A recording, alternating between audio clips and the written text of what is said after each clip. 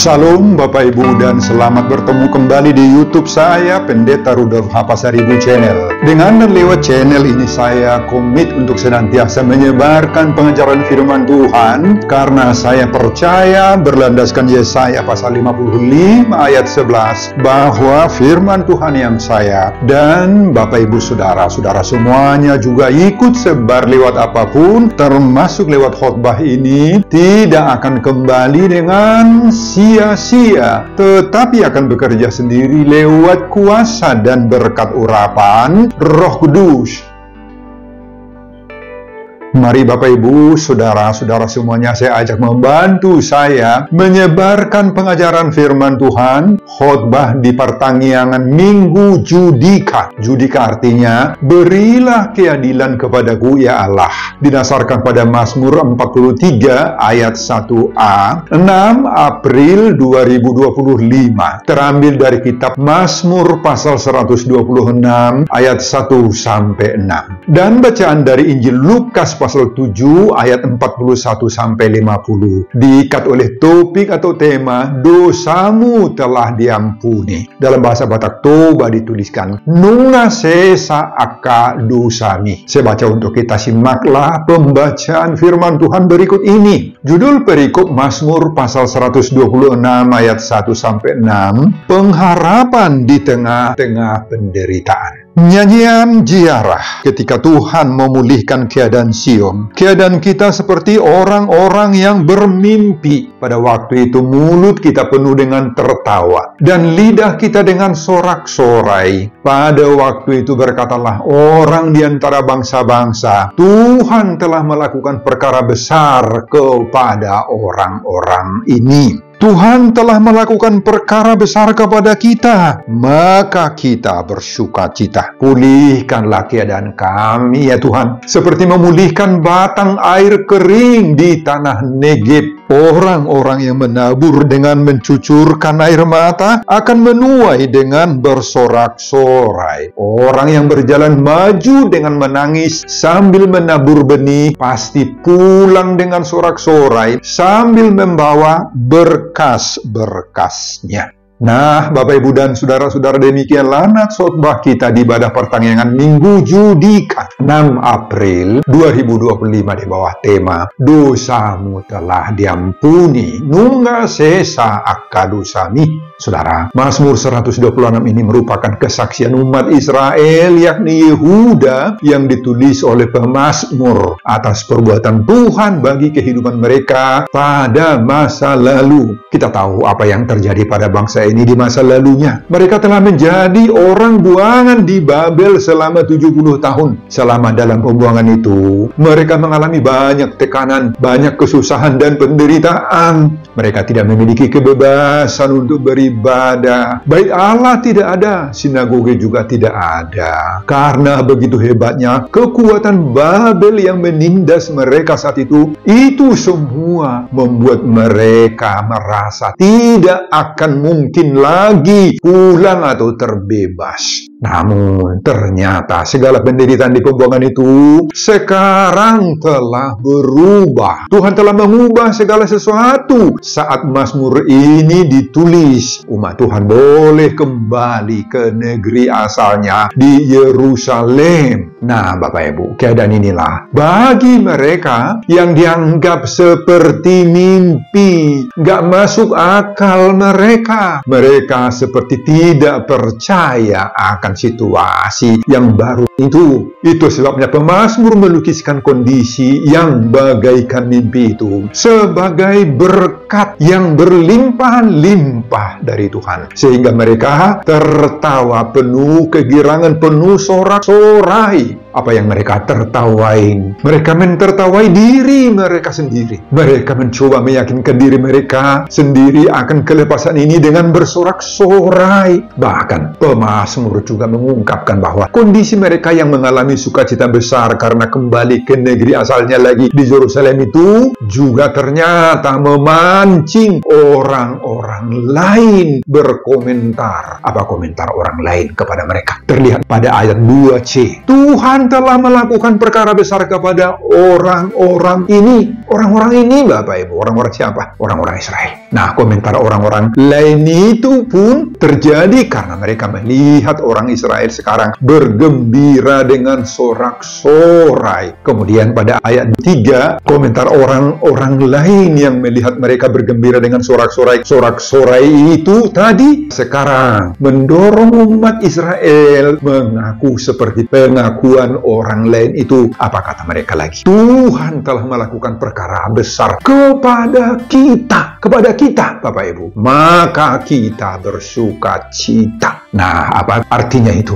Akhirnya mereka sadar, mereka takjub, heran, tercengang, dan kagum. Mereka percaya Tuhan itu adil dan begitu kasih kepada mereka. Tuhan telah memulihkan mereka. Nah, Bapak Ibu, inilah yang disebut aneh tetapi nyata. Apa yang aneh? Mereka tidak mengharapkan lagi sebenarnya akan kembali ke negerinya di Yerusalem. Itu bagi mereka sesuatu yang tidak masuk akal lagi. Justru yang tidak masuk akal itulah terjadi yang mereka alami, mereka rasakan. Yang aneh itu sekarang menjadi nyata. Apa yang aneh yang dialami oleh orang Israel? Tuhan memulihkan, mengembalikan umatnya ke negerinya semula. Tuhan mengembalikan umatnya dari pembuangan ke negeri mereka di Sion, di Yerusalem. Tuhan mengembalikan umatnya dari tawanan menjadi bangsa yang merdeka. Tuhan mengembalikan umatnya dari penindasan dan penuh derita menjadi orang yang mengalami kelegaan. Itulah Bapak Ibu keanehan bagi mereka itu. Semua peristiwa aneh itu merupakan tindakan Tuhan, bukan oleh kekuatan umat itu sendiri. Tuhan memakai Raja Media Persia membebaskan mereka. Bagi mereka, pekerjaan Tuhan itu membuat kemustahilan menjadi keniscayaan, ketidakpastian menjadi kepastian, penderitaan menjadi kebahagiaan.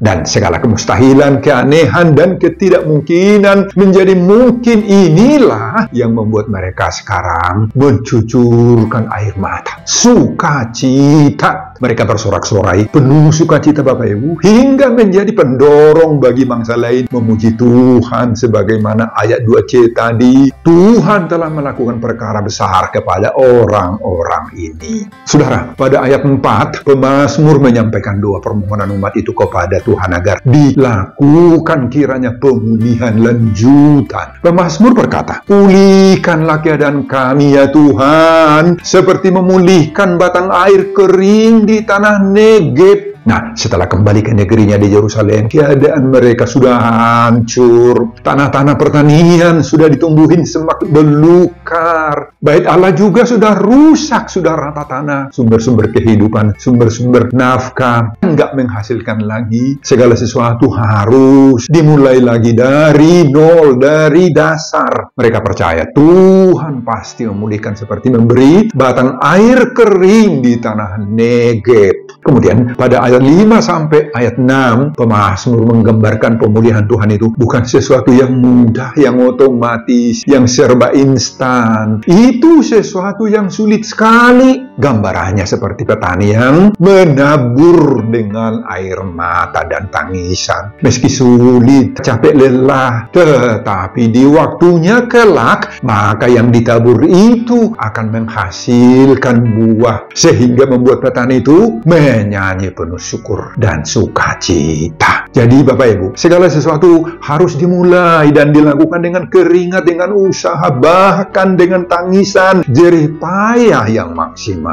Tetapi lewat itu semua Tuhan bekerja, memberkati sehingga lahirlah sukacita dan bisa melangkah ke masa depan dan dengan pengharapan-pengharapan yang indah-indah. Nah, melihat pengalaman orang Israel atau Yehuda ini Bapak Ibu, maka ada dua hal yang perlu kita katakan. Pertama, sungguh Tuhan memperingatkan kita bahwa dosa itu betapa sangat menghancurkan di segala bidang kehidupan. Itulah pengalaman Israel. Mereka diizinkan Tuhan terbuang ke Babel karena dosa-dosa dan ketidaktaatan mereka lah kepada Tuhan. Itu semua terjadi. Dosa yang mereka telah perbuat itulah yang menghancurkan mereka sehingga terbuang sampai 70 tahun lamanya. Nah, itu yang pertama. Kedua, yang harus kita katakan lagi, meski Tuhan mengizinkan mereka menderita di Babel, kasih setia Allah itu masih tetap menyertai mereka dalam semua penderitaan itu. Dan akhirnya juga memberikan pemulihan kepada mereka dengan memulangkan ke tanah mereka. Karena kasih Tuhan yang telah mengampuni dosa mereka lah, maka mereka bisa bersorak-sorai atas pemulihan yang telah Tuhan lakukan itu. Nah, Bapak Ibu, itulah juga yang diserukan topik Minggu Judika 6 April 2025. Dosamu telah diampuni.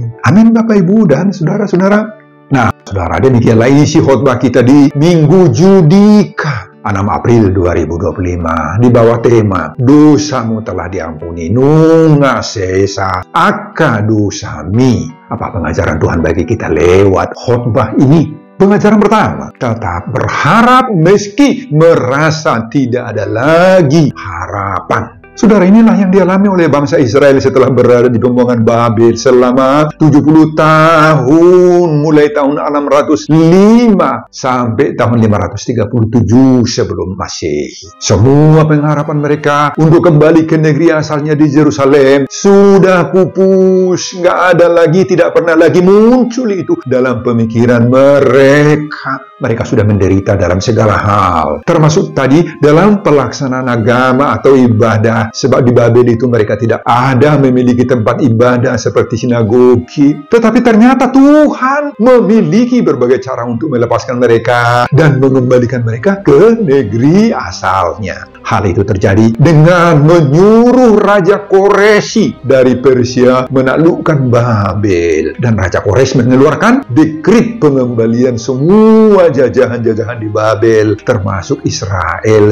Nah, saudara, ini memberi pengajaran yang sungguh-sungguh indah bagi kita saat ini, bahwa di tengah-tengah keterpurukan sekalipun kita harus tetap berharap kepada Tuhan meski merasa tidak ada lagi harapan menurut ukuran kita, pikiran kita, logika kita. Lewat Mazmur 126 ini sekarang kita diingatkan, Bapak Ibu, bahwa dalam situasi sesulit apapun dan sekalipun tidak ada lagi yang kita harapkan bisa menolong kita, kita harus tetap berharap kepada Tuhan. Sekali lagi kepada Tuhan saja, tidak ada pengharapan lain. Pemulihan yang dialami Israel menunjukkan bahwa Tuhan sanggup mengubah keadaan kita, mengubah kondisi seberat apapun yang menimpa diri kita. Tuhan berkuasa menumbuhkan kembali pengharapan-pengharapan yang sudah sempat pupus, sudah sempat mati, sudah menganggap segala sesuatunya mustahil untuk berubah. Nah, oleh karena itu Bapak Ibu, kita sekarang disadarkan untuk tetap memegang teguh pengharapan kepada Allah itu. Dengan memegang teguh pengharapan kepada Tuhan, kita dapat menghadapi berbagai-bagai tantangan hidup, seberat apapun yang selama ini menindih, menekan, bahkan mempupuskan pengharapan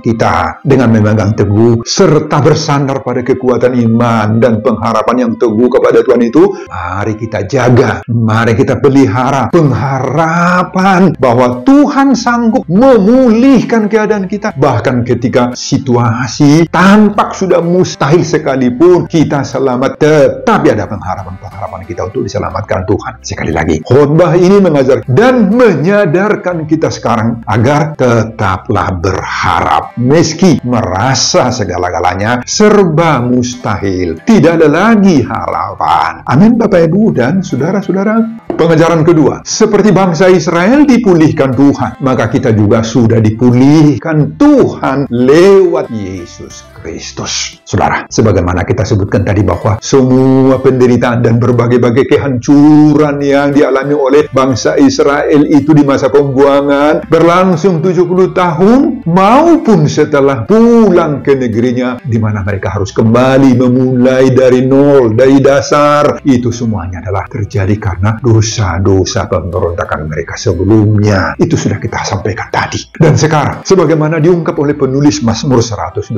ini, bahwa Tuhan sudah kembali memulihkan mereka. Tuhan sudah kembali menata ulang tidak hanya negeri mereka, tetapi juga memperbaharui, merestorasi pikiran mereka, kehidupan beragama mereka, dan kehidupan sehari-hari mereka. Nah, kepada mereka telah terjadi apa yang diamanahkan dan diserukan oleh topik Minggu Judika 6 April 2025 ini. Dosamu telah diampuni. Nah, Bapak Ibu, bagaimana dengan kita? Bagaimana dengan saudara? Apakah seruan dan amanah topik Minggu Judika 6 April 2025 ini, dosamu telah diampuni, nunga sesa akadosami, ini juga kita alami, saudara alami? Bagaimana hal itu berlangsung dalam diri kita saat ini? Nah, saudara, kita juga sudah menerima pembaharuan dan transformasi hidup sebagaimana diamanahkan oleh topik minggu ini. Dosamu telah diampuni. Nah, Allah lah menata ulang kehidupan kita umatnya yang sebelumnya telah dirusak oleh dosa sejak Adam dan Hawa, manusia pertama itu. Seperti bangsa Israel yang sudah dipulihkan Tuhan lewat pengembalian mereka dari pembuangan Babel, sebagaimana diungkap Mazmur 126 ini, maka kita juga sudah dipulihkan Tuhan lewat Yesus Kristus. Sudah dipulihkan oleh Tuhan lewat Yesus Kristus, Bapak Ibu. Pemulihan yang dilakukan Allah atas hidup kita melalui Yesus Kristus sebagai juru selamat itu, nah, itu merupakan anugerah dan kasih Allah yang besar bagi kita. Inilah perkara besar yang dilakukan oleh Tuhan bagi kita. Sebagaimana ayat 3 khotbah ini, kita selamat. Aturannya kita yang harus mati karena dosa-dosa kita. Tetapi Tuhan Yesus mau menggantikan kita di kayu salib. Dengan perkara besar itulah, maka Tuhan memberikan kita hidup baru. Hidup baru yakni hidup yang berbeda dari hidup ketika kita hidup dalam dosa. Dengan hidup baru ini, Bapak Ibu, kita sudah menerima sifat-sifat baru dalam diri kita. Karakter-karakter baru, karakter Yesus, kuasa Roh Kudus sudah memimpin diri kita untuk memiliki hidup yang baru. Dengan hidup baru, kita sudah bisa memelihara hidup kita dari pengaruh dosa, dari berbagai-bagai bentuk pengaruh kejahatan dan perbuatan iblis. Nah, saudara, dengan menerima amanah dan seruan topik Minggu Judika ini, dosamu telah diampuni, nunga sesa akadosami, maka kita harus bisa menjaga dan memelihara pemulihan Tuhan ini dalam hidup kita sehari-hari. Jangan lagi mengulang-ulangi dosa itu, Bapak Ibu. Itu pemulihan bagi kita sekarang. Pengajaran ketiga, mari berdoa kepada Tuhan untuk pemulihan hidup kita dan teman-teman. Saudara, pada ayat 4, penulis Mazmur ini berkata, pulihkan keadaan kami ya Tuhan, seperti memulihkan batang air kering di tanah Negeb. Terjemahan Kata Batak Toba sedikit berbeda dari terjemahan bahasa Indonesia. Dalam bahasa Batak Toba dituliskan, Saitogi homma mulak ali Jehovah akana terbuang sian hangi songonaka sungai di tano tu kandang sina. Nah, Bapak Ibu, dalam terjemahan bahasa Indonesia, pemazmur meminta Tuhan agar Tuhan memulihkan keadaan mereka sendiri. Kenapa mereka meminta pemulihan keadaan seperti itu? Nah, setelah sampai di negeri sendiri, mereka sangat terpukul, baik secara mental, spiritual, emosional, maupun secara material. Ini sangat-sangat memukul hidup mereka. Negeri yang mereka temukan itu tidak lagi sama seperti dahulu. Sudah sangat-sangat hancur semuanya. Sumber-sumber penghidupan nggak ada lagi. Mereka harus kembali dari nol, dari dasar. Dan untuk memulihkan, merehabilitasi keadaan mereka, tidak mungkin dengan kekuatan sendiri lagi. Nggak mungkin. Itu sebabnya mereka berteriak, berseru-seru kepada Tuhan, pulihkanlah keadaan kami ya Tuhan. Nah, sedangkan dalam terjemahan Bible bahasa Batak Toba, pemulihan yang mereka minta kepada Tuhan agar teman-teman mereka yang masih tinggal di Babel, agar mereka juga dipulihkan Tuhan. Nah, apa keadaan teman-teman mereka yang masih tinggal di Babel itu? Meski banyak di antara mereka kaya, hidupnya enak di sana secara material, tetapi orang-orang buangan, tidak ada kebebasan, kemerdekaan dalam semua hal, apalagi dalam melakukan aktivitas agama, melakukan ibadah. Bahkan sudah banyak dari antara mereka yang meninggalkan imannya, berpaling ke agama setempat. Jadi mereka yang tiba di Yerusalem ini berdoa meminta kepada Tuhan agar dipulihkan juga teman-teman, saudara-saudara mereka yang masih tinggal di Babel. Mereka sangat prihatin melihat keadaan teman-teman mereka itu. Mereka tidak senang kalau mereka sudah pulih, sudah tiba di Yerusalem. Padahal sebahagian yang lain masih menderita. Itulah sikap yang sangat baik dari orang Israel ini. Concern, peduli, perhatian mereka terhadap teman-temannya. Tidak hanya memikirkan diri sendiri, tidak senang teman menderita. Nah, Bapak Ibu, kedua sikap bangsa Israel yang sudah kembali dari pembuangan Babel ini menjadi teladan, bahkan renungan yang kuat bagi kita. Apa renungan kita dari situ? Pertama, ada banyak hal yang perlu dan membutuhkan pemulihan dari hidup kita ini. Mungkin kita mengalami tekanan dalam hal-hal usaha bisnis yang kita tekuni. Sumber-sumber penghasilan keluarga banyak dari antara kita terancam. Putra-putri kita mengalami banyak masalah dalam pendidikan, ganjalan dalam perjodohan, dalam pernikahan. Banyak keluarga-keluarga yang terancam, tidak ada damai, tidak satu hati dalam merencanakan yang terbaik untuk hidup mereka, sehingga masing-masing sakit hati. Oh, banyak sekali yang harus dipulihkan dari dalam hidup kita, Bapak Ibu. Makanya semua kita butuh pemulihan. Kita perlu berdoa terus, minta pada Tuhan, pulihkanlah keadaan kami ya Tuhan. Jangan biarkan hal-hal ini terjadi dalam diri kami. Oh, itulah sebenarnya doa kita kepada Tuhan. Nah, kita pun jangan membiarkan hal-hal seperti ini berlama-lama tinggal dalam hidup kita. Ini sangat menekan dirimu, Bapak Ibu. Ini akan menghilangkan damai sejahtera dalam dirimu kalau ini engkau biarkan dalam dirimu. Itu yang pertama. Kedua, sebagaimana terjemahan bahasa Batak Toba tadi, jika kita mengetahui ada teman-teman, saudara-saudara, atau mungkin juga tetangga, teman sekerja, teman searisan, semarga yang mengalami tantangan, maka doakanlah mereka, biar mereka juga dipulihkan, ditolong, dilepaskan oleh Tuhan dari berbagai-bagai kemelut yang menimpa menekan diri mereka itu. Jadi orang yang sudah dipulihkan itu harus juga berusaha memulihkan orang lain. Dan itu muncul dari hati yang ikhlas itu, Bapak Ibu, yang sungguh-sungguh merasakan prihatin terhadap orang lain yang menderita. Jangan sebaliknya, kamu merasa tertawa atas penderitaan orang lain dan bahkan mengumbar-umbar penderitaan orang lain hingga ke media sosialmu. Jangan, Bapak Ibu, tetapi justru harus muncul dalam perhatian kita, Bapak Ibu, konsernitas kepada dia. Itulah bukti bahwa kita sudah mendapat berkat pemulihan dari Tuhan. Khusus sekarang banyak kerusakan-kerusakan akibat banjir bandang di mana-mana. Banyak yang membutuhkan pemulihan di Jakarta, di Bekasi, bahkan di Parapat dan di tempat-tempat lain. Mari kita berdoa kepada Tuhan. Tuhan, pulihkan mereka.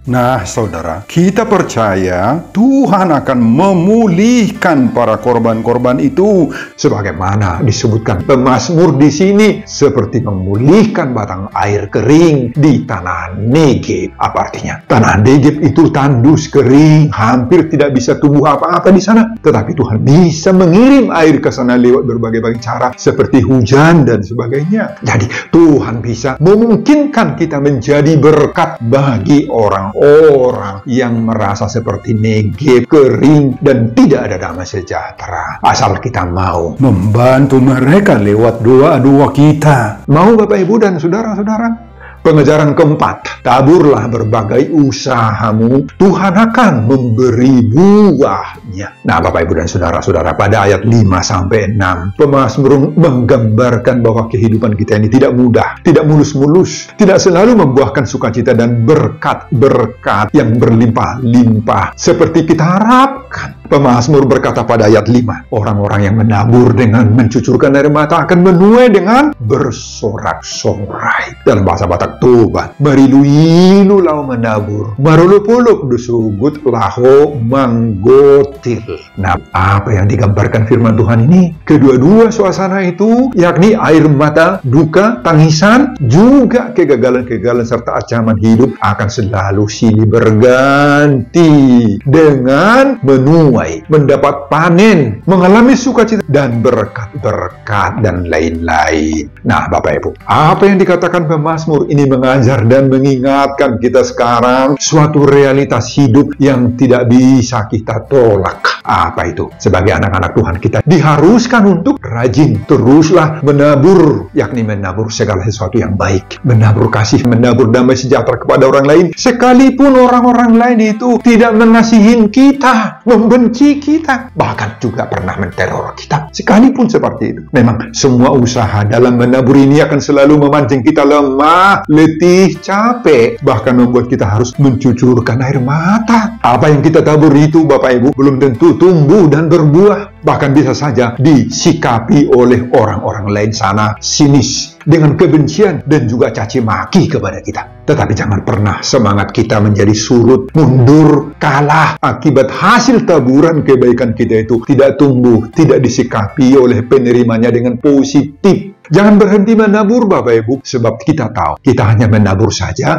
dan yang membuat tumbuh yang kita tabur itu hanya Tuhan saja toh. Untuk itu, dalam hal menabur kebaikan, kita perlu bekerja keras, semangat yang tinggi, dan terutama topangan doa yang bertalu-talu kepada Tuhan, agar pemulihan itu terus meluas lewat taburan benih kebaikan yang kita lakukan. Paulus berkata dalam Galatia 6 ayat 9, janganlah kita jemu-jemu berbuat baik, karena apabila sudah datang waktunya, kita akan menuai jika kita tidak menjadi lemah. Nah, kita boleh menangis, tetapi harus terus menabur. Meski hasil akhir dari taburan kebaikan kita itu mungkin saja sekali lagi tidak berhasil, tidak sukses, tetapi kita harus mampu mengendalikan diri, mengendalikan sikap, bahkan mengendalikan emosional kita. Jangan sampai memutuki orang-orang yang membenci kita itu tadi. Jangan sampai memaki-maki mereka yang bahkan menjadi benci kepada Tuhan. Paulus berkata juga dalam Filipi pasal 2 ayat 14, lakukanlah segala sesuatu dengan tidak bersungut-sungut dan berbantah-bantah. Nah, sungut-sungut sering menjadi bagian dari diri kita, Bapak Ibu, dan sering memancing kita berbantah-bantah, bermusuhan, dan akhirnya bisa menjadi clash dengan orang lain itu. Itu sebabnya kita harus hindarkan sungut-sungut. Nah, Bapak Ibu, dalam semua itu, nama minggu kita 6 April 2025 Judika memberi kita tuntunan bahwa Tuhan akan memberi keadilan kepada kita, sebagaimana Mazmur 43 ayat 1a.